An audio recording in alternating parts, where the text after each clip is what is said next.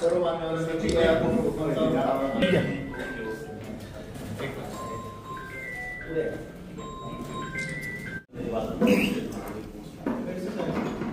आज या ठिकाणी धुळे जिल्हा मराठी पत्रकार संघाच्या वतीने आयोजित दर्पणकार आचार्य बाळशास्त्री जांभेकर यांनी जे आपलं दर्पण नावाचं पहिलं मराठी वृत्तपत्र सुरू केलं होतं. आपल्या सगळ्यांना तो इतिहास माहिती जास्त जात नाही, पण ज्या एका चांगल्या औचित्यानं आज आपण सगळेजण जमलेलो आहोत या निमित्तानं व्यासपीठावर उपस्थित सर्वच मान्यवर, मी नामोल्लेखापेक्षा जास्त विषयाकडे येतो, कारण ऑलरेडी मला माहिती आहे आपल्या सगळ्यांची डेडलाईन 7 वाजताची असते, त्यामुळे त्याच्यात आपल्या सगळ्यांनी मोकळं करायचं आणि विशेषतः जे मार्गदर्शन म्हणून माझ्यावर जो मनोवैज्ञानिक दबाव आलेला आहे त्याला थोडंसं टॅकल करण्याचा प्रयत्न असो करत सर्वप्रथम तर मी या ठिकाणी उपस्थित सर्वच आपल्या पत्रकार बांधवांना आजच्या पत्रकार दिनाच्या हार्दिक शुभेच्छा देतो आणि आपल्या सगळ्यांचं आपण सगळेजण जे आपल्या क्षेत्रामध्ये काम करत आहात त्याच्याबद्दल कौतुक करतो आणि आपल्या सगळ्यांचं समाजाच्या वतीनं धन्यवाद.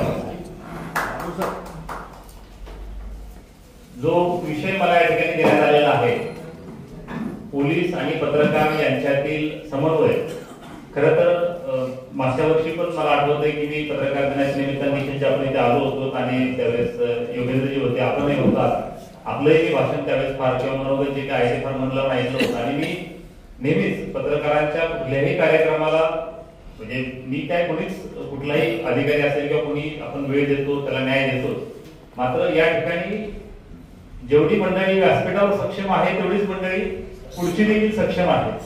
त्याच्यामुळे आज तुम्हाला माहिती असेल तर कर्मधर्म संघटना आपल्या राज्याच्या मुख्यमंत्री महोदयांनी एका ठिकाणी कॉमेंट केलेली बघा, पुण्याविषयी कॉमेंट आहे, विनोदान आहे थोडंसं ते जर मला बघायचं म्हटलं त्यांचे म्हणते की पुण्यामध्ये बुद्धिमान लोक फार आहेत त्यामुळे तिथल्या मेट्रोला जास्त वेळ लागला.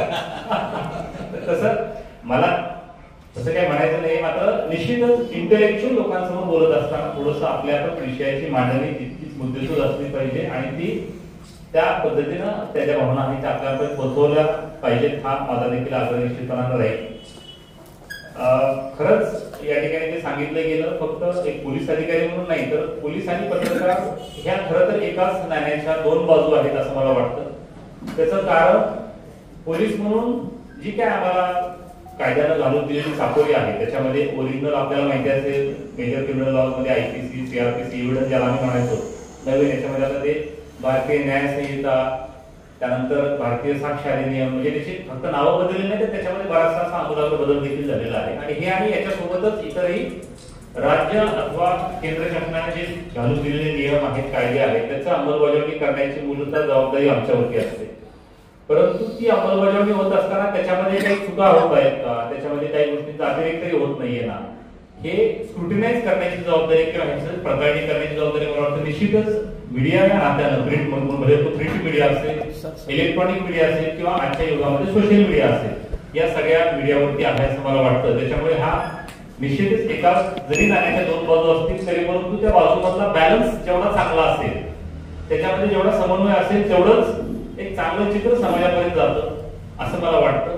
दुसरी महत्वाची गोष्ट, आम्ही जेव्हा काम करत असतो जिल्हा पातळीवरती मी असेल, पोलीस अधीक्षक साहेब असतील किंवा आणखी आमची खाली पोलीस स्टेशन लेवलला गेल्यानंतर इतर प्रिव्हेन्शन साहेब पण बसलेले आहेत त्यांच्या खाली पोलीस स्टेशन लेवलला देखील वेगळी यंत्रणा असते, परंतु प्रत्येकच वेळेस त्या संबंधित यंत्रणेकडून आम्हाला जेन्युइन फीडबॅक मिळेलच असं सांगता येत नाही.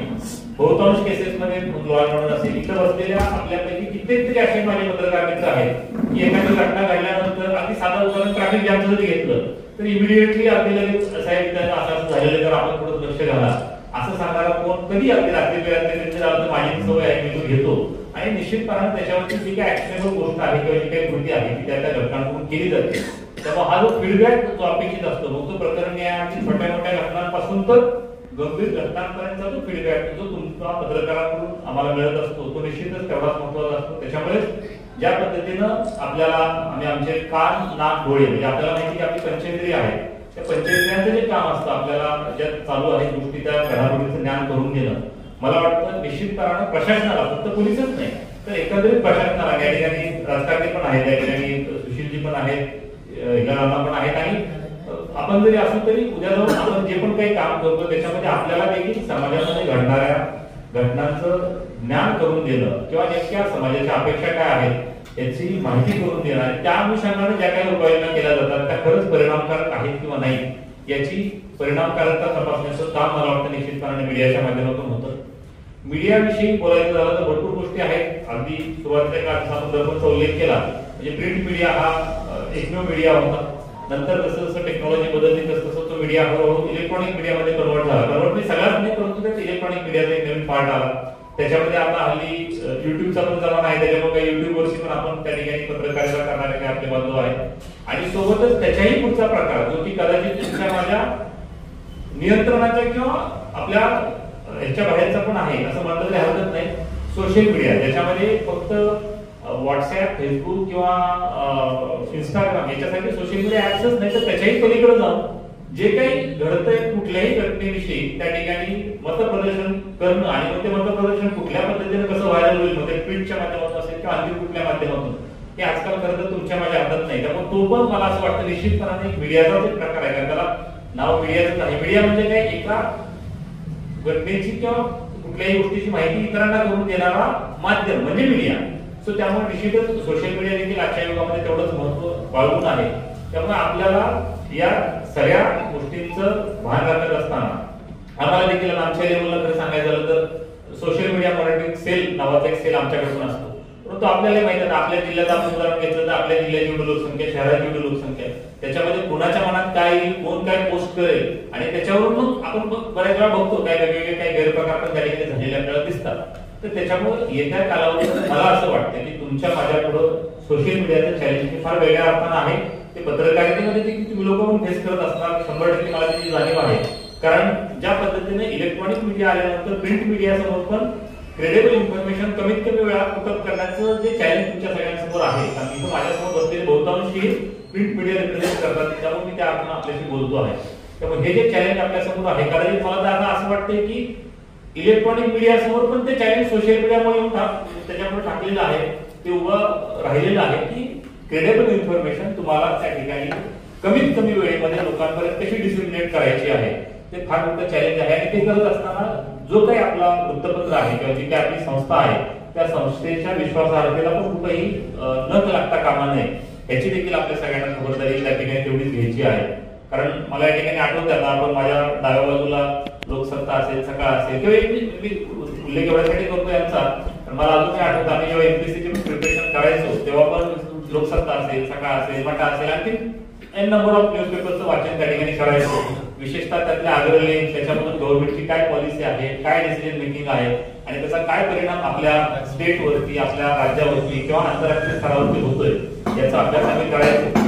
त्यामुळे एक ओपिनियन मेकिंग म्हणून मीडियाचं जे महत्व आहे, मला असं वाटतं की भले तो प्रिंट मीडिया असेल, इलेक्ट्रॉनिक मीडिया असेल किंवा सोशल मीडिया, मीडियाचं नाव काही जरी ठेवलं तरी ओपिनियन मेकिंग मध्ये मीडियाचं महत्व आपल्याला दुर्लक्षित करता येणार नाही.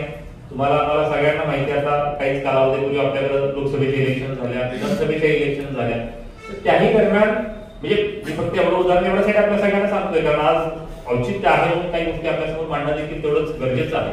त्यामुळे या कालावधीत ओपिनियन पोल हा विषय वेगळा, परंतु जनरलाइज परसेप्शन जे लोकांचं आहे, लोक भावना काय आहे ही जाणून घेण्यामध्ये राजकारणी असतील, प्रशासक असतील, यांना देखील मीडिया तितकाच सहाय्यभूत ठरत असतो असं मला वाटतं. त्यामुळे आपल्या सगळ्यांची ती जबाबदारी आहे की ही जी भूमिका आपल्या सगळ्यांना जी घालून दिलेली आहे, कारण आपण फक्त म्हणायला म्हणून उपयोग नाही, म्हणजे लोकशाहीचा आपल्या सगळ्यांना माहिती 3 स्तंभ तर ऑलरेडी कायदेमंडळ आहे, विधिमंडळ आहे, न्यायपालिका आहे आणि 4था स्तंभ आपण मानतो की मीडिया आहे. त्यामुळे मीडियाला देखील 4था स्तंभ म्हणून जी जबाबदारी आपली जरी ती इन्फॉर्मल रीतीने दिलेली असेल, त्याची औपचारिक अशी जबाबदारी जरी नसली तरी ते म्हटलं गेले त्याचं कारणच हे आहे कारण ह्या 3ही स्तंभांकडून किंवा 3ही यंत्रणांकडून त्यांचं काम त्यांच्या पद्धतीनं पार पाडलं जातं किंवा नाही याचं निष्पक्षपणे समीक्षा करण्याची जबाबदारी आपल्या सगळ्यांची आहे. मला वाटतं ती आपण तेव्हाच पार पाडू शकू जेव्हा आपण स्वतः आपलं काम निस्पृहपणे त्या ठिकाणी करत असतो असं मला वाटतं. कारण एक गोष्ट, एक फॅक्ट आपल्या सगळ्यांना माहिती आहे, वस्तुस्थिती आपल्या सगळ्यांना माहिती आहे की जिथं तुम्हाला पॉवर आहे किंवा जिथे तुमच्या ओपिनियनला महत्व आहे त्या ठिकाणी तुम्हाला इन्फ्लुएन्स करण्याचे प्रयत्न वेगवेगळ्या माध्यमातून होणार. ते कधी आर्थिक माध्यमातून होत असतील, कधी दबावाच्या माध्यमातून होत असतील किंवा आणखी कुठल्या माध्यमातून होत असतील. थोड्याफार फरकानं तो अनुभव इथं बसलेला तुमच्या आम्हाला सगळ्यांना आलेला आहे, वेळोवेळी येते असतो, परंतु त्याच्यातूनही तावून सुलाखून आपण सगळेजण इथपर्यंत आलेला आहात.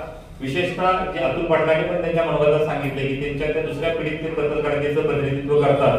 निश्चितपणे या ठिकाणी व्यासपीठावर बसलेली देखील जी रथी मंडळी आहे, आपण देखील मागच्या वेळेस मला अजून आठवतं आपण मनोगतामध्ये आपल्याला सांगितलं होतं की आपल्या देखील तीर्थरूपाने जी पत्रकारितेचा आपल्याला जो वसा दिलेला आहे तो वसा देखील आपण त्या ठिकाणी पुढे चालवत आहात. त्यामुळे एकूणच जे माझं निरीक्षण आहे किंवा जो माझा अनुभव आहे की ज्या पद्धतीनं डॉक्टर असेल, वकील असेल किंवा येऊन पोलिसांमध्ये पण ही प्रथा असते की बऱ्यापैकी पिढी दर पिढी त्याच्यामध्ये ट्रान्झिशन जरी होत असलं तरी एकाच व्यवसायामध्ये पुढची पिढी देखील त्याचं पुढचं जे आहे ते टप्पा गाठते किंवा पुढचं पाऊल टाकते. तशाच पद्धतीनं पत्रकारितेमध्ये पण निश्चितपणानं त्या ठिकाणी येणारी पुढची पिढी म्हणजे ही असेल, ह्याच्या पुढची असेल किंवा तुमच्या पुढची असेल. आता आमच्या मुलांच्या बाबतीत सांगायला तर मुलं एक्सप्लेन करून सांगतात की जनरेशनचा पहिला प्रकार असतो बूमर, त्यानंतर असतात जेन झी नंतर असतात अल्फा नंतर त्यातून काय बीटा गॅमा त्याच्या पुढे काय लावतात ते म्हणजे आपल्याला आउटडेटेड समजतात. आपले समजतात म्हणजे बोलायचा भाग थोडक्यात तो झाला तर आउटडेटेड असतं नाही म्हणता येणार, परंतु निश्चितपणे जसा मोबाईलचं आपल्या सगळ्यांना माहिती जसं व्हर्जन अपडेटेड होत जात असतं तसंच त्या पद्धतीनं प्रत्येक क्षेत्रामध्ये हे अपडेशन सुरू असतात. मात्र त्या माझं थोडंसं विषयांतर होतं हे मला ह्याचं ज्ञान आहे, पण आजच्या कार्यक्रमाचं औचित्य घेऊन मी त्या गोष्टी काय आपल्या सगळ्यांसमोर मांडतोय. तर हे अपडेशन होत असताना आपल्या समोरचं जे चॅलेंज जे ऑलरेडी बोललो ते सोशल मीडियाचं जरी असलं तरी परंतु या सगळ्या अपडेशन्स मध्ये जनरेशन पुढे जेव्हा आपण घेऊन जात असतो तेव्हा त्या ठिकाणी मी आजही सांगतो की जेवढं तुम्ही निष्पक्षपणे, जेवढं तुम्ही प्रामाणिकपणे, जेवढं निस्पृहपणे तुम्ही तुमचं नेमून दिलेलं काम पार पाडता तेवढीच तुम्हाला तुमच्या क्षेत्रामध्ये किंमत राहते.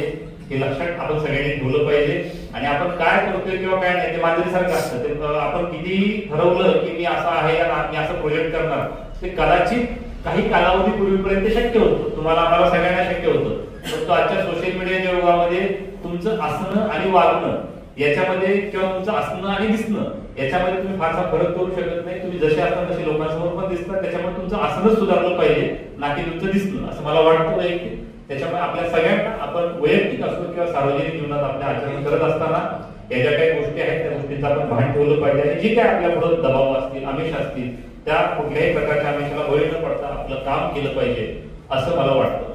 बाकी मी थोडंसं माझ्या मूळ विषयाकडे परत येतो. पोलीस आणि पत्रकार यांच्यात खरं तर समन्वय ठेवायचा म्हटलं तर फार काही वेगळं करायची गरज नाही. त्याच्यासाठी काही आउट ऑफ द वे पण काही गोष्टी करायची गरज नाही. तुम्ही तुमचं काम करत आहात, आम्ही आमचं काम करत असतो. मात्र ते करत असताना आपण एकमेकांचा आदर राखून, एकमेकांच्या मताचा, एकमेकांच्या विचार स्वातंत्र्याचा आदर राखून त्या ठिकाणी जेन्युइन जे फीडबॅक असतील त्याचा निश्चितच अवलोकन केलं पाहिजे आणि त्याचा सन्मान देखील केला पाहिजे. आणि एकमेकांना व्यवस्थित वागवलं, एकमेकांची व्यवस्थित ज्याला आपल्या सोकॉल्ड भाषेत आपण ज्याला PR म्हणतो, म्हणजे आमचे वरिष्ठ अधिकारी होते ते तर फार चांगलं बोलायचे. म्हणजे पत्रकारांसोबतच नाही पण जनरली पण PR चांगला ठेवायचं म्हणजे काय नाही, तुमचं तोंड चांगलं ठेवा, PR आपोआप चांगला आहे. म्हणजे फार वेगळं काय करायची गरज पडत नाही. तुम्ही जर वागायला चांगले असला तर आपोआप तुमचा PR चांगला राहतो. मला वाटतं तेच निश्चितपणाने सर्व क्षेत्रात लागू आहे. आपल्याला देखील आपले संबंध चांगले ठेवत असताना काही फार वेगळ्या गोष्टी करायची गरज नाही. परस्पर संबंध जे असतात ते अशाच पद्धतीनं डेव्हलप होतात आणि त्यामुळं मला असं वाटतं की अशाच पद्धतीने आणि विशेषतः धुळे जिल्ह्यापुरता माझा जर अनुभव सांगायचा झाला तर तो निश्चितच सकारात्मक आहे. या ठिकाणी असा पद्धतीचा कुठलाही निगेटिव्ह किंवा नकारात्मक अनुभव मला तरी व्यक्तिशः आला नाही, त्याच्यामुळे त्याच्याविषयी मी काय भाष्य पण करणार नाही. त्यामुळे इथल्या एकंदरीतच पत्रकारितेविषयी माझे अनुभव हे सकारात्मकच राहिलेले आहेत. आपण सगळ्यांनी ते लॉ अँड ऑर्डर मेंटेनन्स असेल, क्राईम कंट्रोल असेल किंवा इतर जी काही जबाबदारी आपण सगळ्यांनी मिळून पार पाडायची असते त्याच्यामध्ये पॉझिटिव्ह फीडबॅक दिलेला आहे, सकारात्मक सहभाग आजपर्यंत याच्यामध्ये नोंदवलेला आहे असा माझा देखील अनुभव आहे. अशाच पद्धतीचं सहकार्य सुदैवानं आपल्याला जे आता पोलीस अधीक्षक लाभलेले आहेत ते स्वतः त्यांची जर्नलिझम मध्ये म्हणजे पोस्ट ग्रॅज्युएट डिग्री झालेली आहे. त्यामुळे त्यांना म्हणजे ही जर्नलिस्ट ऍज पोलीस ऑफिसर जे त्यांनी 4 घेतल्या त्यावेळेस सांगितलं होतं. त्यामुळे आपल्या सगळ्यांना माहिती आहे. मागच्या वर्षभराच्या कालखंडामध्ये आपण त्याचा अनुभव देखील घेतलेला आहे. त्याच्यामुळे मला असं वाटतं की निश्चितपणानं अशा पद्धतीचं नेतृत्व असताना आम्हाला देखील काम करत असताना त्या ठिकाणी सुसह्यता येते असा माझा अनुभव आहे. त्यामुळे त्याच लाईन ऑफ ऍक्शनवरती आपण सगळेजण इथून पुढच्या कालावधीमध्ये देखील आपण सगळेजण काम करूया. आणि हा जो काही कारण मला फक्त आज जे काही थोडेफार 10-15 मिनिटांमध्ये जे विषय आपल्यासमोर सगळ्यांसमोर मांडायचे होते त्यातला आणखी एक शेवट त्याच्याकडे येत असताना मी एकच गोष्ट त्या ठिकाणी आपल्या सगळ्यांना थोडंसे मित्रत्वाच्या नात्याने सांगेल की म्हणजे ही की बऱ्याच वेळा असं होतं की आपण समाजाला न्याय देत असताना कारण तुमचं जसं या ठिकाणी सांगितलं आपल्या एक महिला भगिनी या ठिकाणी आहे. अर्थात स्त्री पुरुष भेदाभेद असा करायचा काही विषय नाही, परंतु जो ऑन फील्ड जॉब आहे त्या ठिकाणी निश्चितपणाने चॅलेंजेस आहेत. पोलिसिंग मध्ये पण आहे, तसे पत्रकारितेच्या क्षेत्रामध्ये पण आहे. परंतु हे सगळं करत असताना बऱ्याच वेळा आपल्या प्रकृतीकडे, आपल्या कुटुंबाकडे आणि इतरही जे काही आपले लाईफ किंवा आपल्या आयुष्याचे जे बॅलन्स आहे, त्या बॅलन्स व्हीलमध्ये 4 बेसिक ऍस्पेक्ट आहेत असं मला वाटतं. ज्याच्यामध्ये पहिली ऍस्पेक्ट आहे हेल्थ, त्याच्याकडे आपण सगळ्यांनी लक्ष दिलं पाहिजे. दुसरं आहे रिलेशनशिप म्हणजे ज्याच्यामध्ये फॅमिलीमध्ये, त्याच्यामध्ये तुम्ही कोणाचे तरी आई वडील असतात, कोणाचे तरी पुत्र असतात, कोणाचे तरी पती असतात, किंवा जे जे तुमच्या जबाबदाऱ्या आहेत त्या प्रापंचिक जबाबदाऱ्यांना देखील तेवढाच न्याय दिला पाहिजे. तिसरं आहे करिअर, ज्याचा पार्ट आपण सगळेजण तुम्ही आम्ही आहोतच. त्यामुळे आपल्या करिअरमध्ये आपण प्रगती करत असताना कुठल्याही प्रकारे अन्यायकारक मार्गाचा किंवा अनैतिक मार्गाचा वापर न करता आपल्या पद्धतीने आपण काम करावं ही बेसिक अपेक्षा आहे. आणि शेवट आहे ऑब्विस, ज्या गोष्टीसाठी आपण सगळे तुम्ही आम्ही काम करतोय ते म्हणजे मनी. याला HRCM, हेल्थ, करिअर, रिलेशनशिप आणि मनी, या 4ही गोष्टींचा बॅलन्स राखून जर आपण आपल्या आयुष्यामध्ये मार्गक्रमण केलं तर निश्चितपणे मला वाटतं त्या गोष्टीचं एक वेगळं समाधान आहे. आणि ज्याला अल्टिमेटली आपण म्हणतो, या कदाचित आम्हाला तर माहिती की आम्हाला at the end of the month पगार मिळणारच आहे, तो जेव्हा आमच्या ह्याच्यावर होतो, तसं पत्रकारितेमध्ये निश्चितपणे अजून जरी ती आर्थिक सुरक्षितता जरी नसली तरी परंतु या क्षेत्रामध्ये मला असं वाटतं की बरेच म्हणजे पोलिसिंग असेल किंवा पत्रकारिता असेल, याच्यामध्ये काम करण्याचं समाधान, ज्याला आपण जॉब सॅटिस्फॅक्शन म्हणतो, ते खरंच अत्युच्च आहे असं मला निश्चितपणे वाटतं. हे माझं प्रामाणिक मत आहे. पण प्रत्येकच गोष्ट काय माणूस फक्त पैशासाठी करत नाही, प्रत्येकच गोष्ट काय XYZ कुठल्या हेतून प्रेरित होऊन करत नाही. परंतु मनुष्य हा असा व्यक्ती आहे की त्याला जर वेळोवेळी जर रेकग्नेशन मिळालं, तर पाठीवरती जर थाप मिळाली आणि जर कौतुक त्याचं केलं गेलं तर निश्चितच जे काही त्याचं काम आहे ते अत्यंत चांगल्या पद्धतीने करतो. त्याच्यामुळं जे काम तुम्ही आम्ही जर मिळून जे करत आहोत त्याच्यामध्ये कामाचं समाधान हे अत्युच्च पातळीचं आहे, टोकाचं आहे. आणि कदाचित त्या समाधानासाठीच आपण कदाचित आपल्या घरादारावर तुळशीपत्र ठेवून त्या ठिकाणी काम करतो. आणि ते आपण सगळ्यांनी निश्चितच केलं पाहिजे. पण ते करत असताना मी जे हे 2-4 गोष्टी आपल्याला मित्रत्वाच्या नात्यानं सांगितल्या, त्याचं देखील आपण सगळ्यांनी भान ठेवावं अशी मला अपेक्षा आहे. आपण सगळेजण ते ठेवाल ही खात्री बाळगतो. आणि निश्चितच खरं तर आपल्या सगळ्यांना मार्गदर्शन किंवा व्याख्यान देण्यात मी मोठा निश्चितच नाही, पदाना असेलही कदाचित, परंतु वयानं अनुभवानं तुमच्या सगळ्यांपेक्षा मी लहान आहे. परंतु तरी देखील आपण सगळ्यांनी मला या ठिकाणी प्रमुख पाहुणा म्हणून बोलावलं आणि माझा सन्मान केला. आणि जे काही मी मागच्या 10-15 मिनिटात आपल्याशी हितगुज साधली ते आपण शांत चित्ताने ऐकून घेतली, त्याच्याबद्दल आपल्या सगळ्यांचा आणि विशेषतः धुळे जिल्हा मराठी पत्रकार संघाचे मी त्या ठिकाणी आभार व्यक्त करतो आणि थांबतो. धन्यवाद. जय हिंद.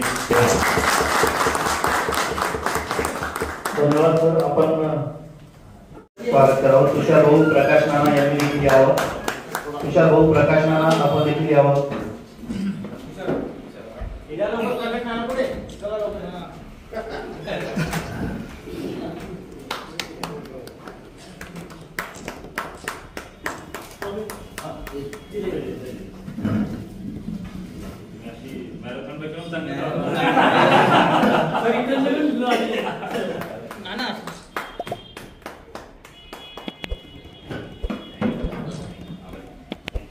आजच्या कार्यक्रमाचे अध्यक्ष ज्येष्ठ पत्रकार महेश बाबा घुगे यांचं मनोभाव करतील. आजचा कार्यक्रम बाबासाहेब, हा कार्यक्रम इकडे जी पिढी आहे ती आमची ज्येष्ठ पिढी आहे आणि ही जी पिढी आहे ती तुमचा आदर्श घेऊन पुढे चालणारी पिढी आहे. म्हणून या पिढीकडून या पिढीचा सन्मान असा आमचा वेगळ्या संकल्पनेतील हा कार्यक्रम आहे. त्यामुळे आपण सत्कार स्वीकारावा. ज्येष्ठ पत्रकार महेश बाबा घुगे यांचं स्वागत पंकज पाटील करतील. दैनिक स्वतंत्र भारतचे मुख्य उपसंपादक.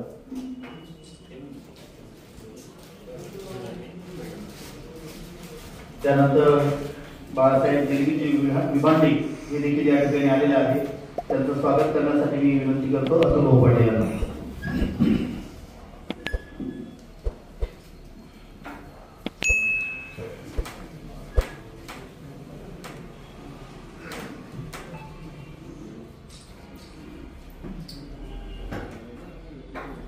त्यानंतर ज्येष्ठ पत्रकार दैनिक सकाळचे जिल्हा प्रतिनिधी आमचे मार्गदर्शक निखिलजी सूर्यवंशी यांचं स्वागत करण्यासाठी मी आमंत्रित करतो प्रकाश नाना शिरसाट यांना.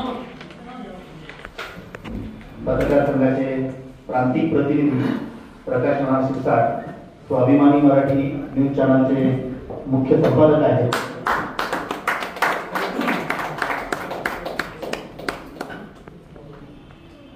दैनिक लोकसत्ताचे जिल्हा प्रतिनिधी संतोष भाऊ मासुळे हे देखील या ठिकाणी उपस्थित आहेत. त्यांचं स्वागत करण्यासाठी मी आमंत्रित करतो पत्रकार संघाचे कार्यकारिणी सदस्य रवींद्रजी नागराळे यांना, शांत सम्राट नावाचं दैनिक रविभाऊ नागराळे हे चालित असतात, त्याचप्रमाणे श्रीराम न्यूज टाइम्स येथे देखील वृत्तवाहिनीचं प्रतिनिधी म्हणून ते काम करतात. त्यानंतर भारतीय जनता पार्टीचे प्रदेश सरचिटणीस डॉक्टर सुशीलजी महाजन यांचं स्वागत करण्यासाठी मी आमंत्रित करतो दैनिक गरुड सम्राटचे संपादक पुरुषोत्तम भाऊ गरुड. गेल्या अनेक वर्षांपासून पुरुषोत्तम भाऊ पत्रकारितेत आहेत. त्यांचा काल वाढदिवसही होता.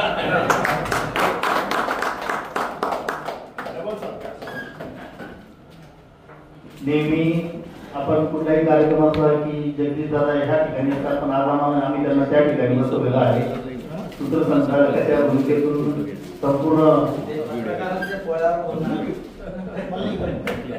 जिल्ह्याला सुपरिचित असलेलं व्यक्तिमत्व जगदीश दादा देवपूरकर यांचं स्वागत करण्यासाठी मी निमंत्रित करतो पत्रकार संघाचे कार्यकारिणी सदस्य आकाश भाऊ सोनवणे यांना.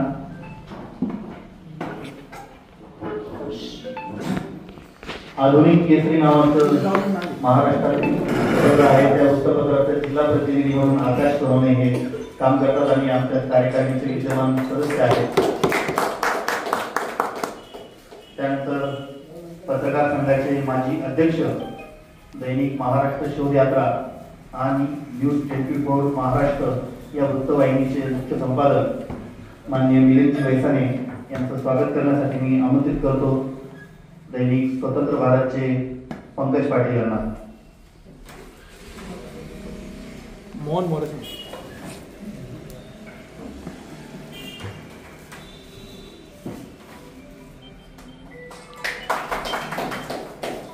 या ठिकाणी ज्येष्ठ पत्रकार नरेंद्रजी सोनवणे हे देखील आलेले आहेत. त्यांचं स्वागत करण्यासाठी मी आमंत्रित करतो दैनिक समाज सारखीचे संपादक भास्करराव फुलपगार यांना.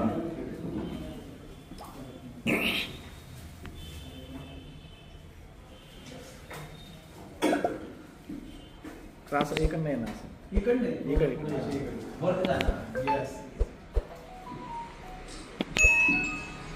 पत्रकार संघाचे माजी अध्यक्ष आणि दैनिक आपलं नवराज्याचे संपादक सुनील भाऊ पाटील यांचं स्वागत करतील दैनिक A1 न्यूजचे उपसंपादक दीपक भाऊ शिंदे यांनी.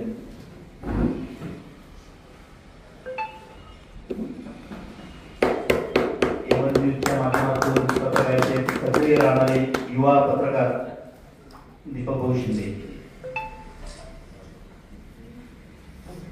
पत्रकार संघाचे आमचे ज्येष्ठ मार्गदर्शक आणि यांची संपूर्ण महाराष्ट्रभर व्यंगचित्रांच्या माध्यमातून ख्याती आहे ते ज्येष्ठ संपादक, छायाचित्रकार, व्यंगचित्रकार राजेंद्रजी सोनार यांचं स्वागत करतील मनोज भाऊ गर्दे.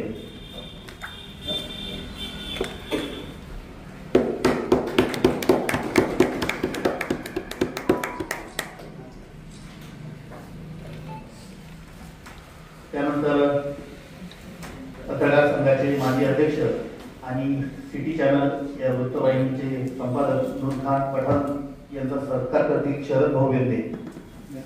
दैनिक महाराष्ट्र शोध यात्राचे मुख्य उपसंपादक शरद भाऊ बेंदे.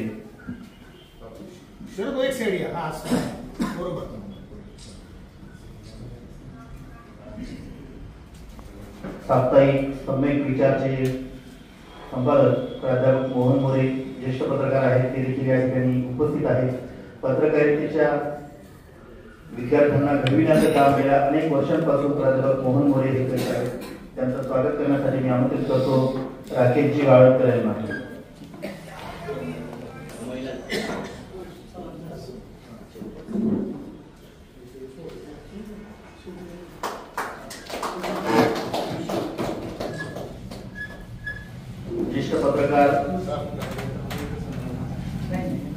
ज्येष्ठ पत्रकार आणि या ठिकाणी सर एक आगळा वेगळा उल्लेख करेल. अत्यंत अफलातून पद्धतीने आंदोलन करण्यामध्ये ज्यांचं जिल्ह्यात नव्हे खानदेशात नव्हे तर जगभरात नाव घेतलं गेलं, रस्त्याच्या एका प्रश्नासाठी त्या रस्त्यात पडलेल्या खड्ड्यातील पाण्यात आंघोळ करून आंदोलनाला लक्ष वेधून खूप मोठी प्रसिद्धी पावलेले ज्येष्ठ पत्रकार इथे उपस्थित आहेत. डॉक्टर श्रीकृष्ण बेडसे त्यांचं स्वागत करतील. जमीर शाह छोटा माणूस आहे पण कामा मोठे मोठे करीत असतो.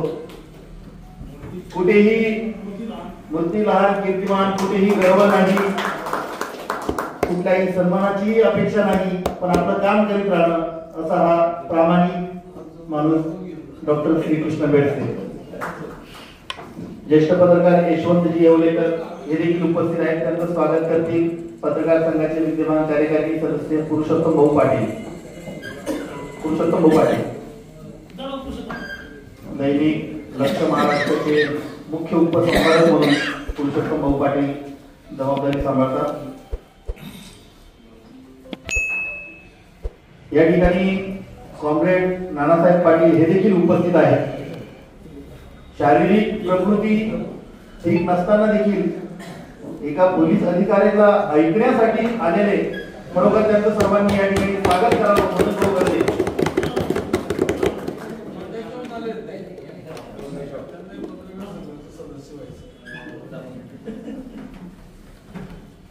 आकाशवाणीचे प्रतिनिधी, दूरदर्शनचे प्रतिनिधी नितीन भाऊ जाधव, दैनिक श्रमराज्याचे उपसंपादक यांचं स्वागत करतील रवी भाऊ नागाळे.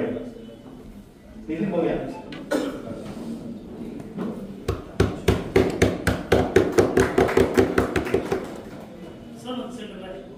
नितीन दादा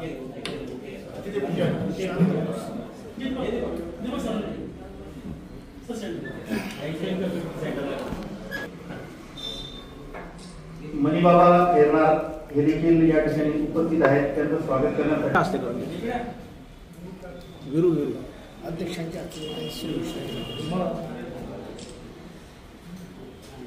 नुकताच ज्यांचा शिवसेना पक्षात प्रवेश झाला, बाळासाहेबांची शिवसेना, ज्याचं नेतृत्व राज्याचे उपमुख्यमंत्री एकनाथराव शिंदे करतात. बाळासाहेबांची शिवसेना या पक्षात नुकताच जिल्हारांनी प्रवेश केला आहे आणि प्रवेश केल्यानंतर ते आज पत्रकार भवनात आलेले आहेत. त्यांचं देखील धुळे जिल्हा मराठी पत्रकार संघाच्या वतीनं दैनिक दिव्य मराठीचे प्रेस फोटोग्राफर वीरेंद्रजी मोरे यांना विनंती करतो आपण जिल्हारांचं या ठिकाणी बुके देऊन स्वागत करावं.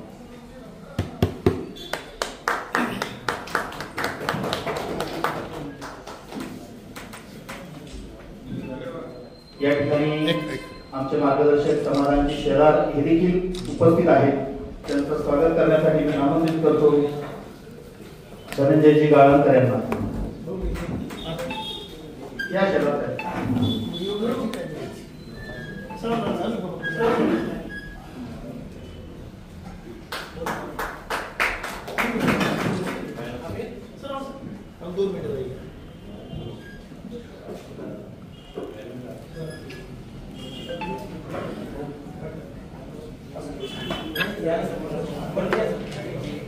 डीवायएसपी राजकुमार उपाध्ये साहेब यांचं देखील या ठिकाणी आगमन झालेलं आहे.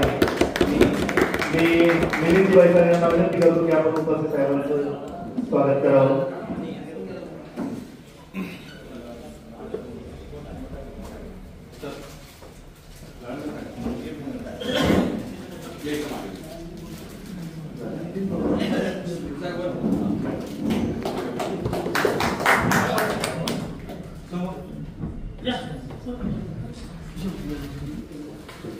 दिवसभर उत्तमरित्या चालवित असतात. एक शेवटचा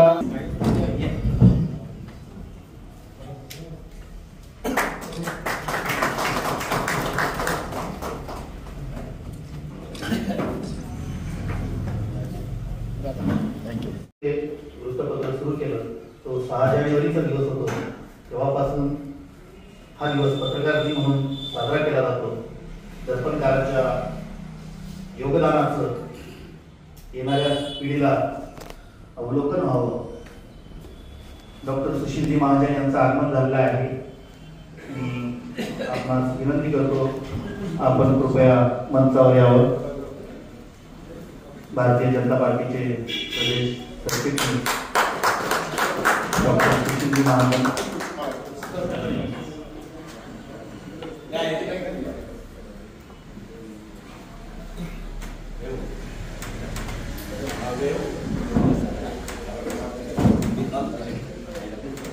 आजच्या या ठिकाणी कार्यक्रमाचं प्रास्ताविक करण्यासाठी मी आमंत्रित करतो धुळे जिल्हा मराठी पत्रकार संघाचे उपाध्यक्ष माननीय अतुलजी पाटील यांना.